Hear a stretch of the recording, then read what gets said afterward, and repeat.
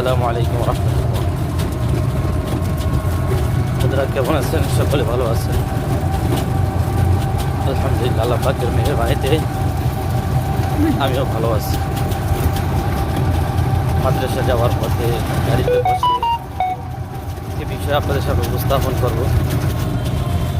বিষয়টি হচ্ছে, জমিনের মধ্যে যত বালা মুসিবত হয়, যত বিপর্যয় আমরা দেখতে পাই, আল্লাহ তাআলা কোরআন শরীফে বলে এগুলো মানুষের গুনাহের কারণ, হাতের কামাই, মানুষের কামাইয়ের কারণে।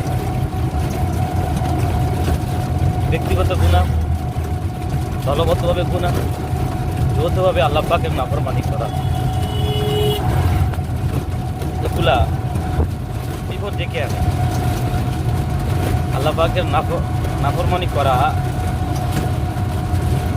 এগুলা বালা মুসিবত টেনে আনে। এজন্য আমার ব্যক্তিগত গুনাহ যাতে করে সামগ্রিকভাবে বালা মুসিবত টেনে না আনে, আমার ব্যক্তিগত জীবনে, পারিবারিক জীবনে, সামাজিক জীবনে, আমার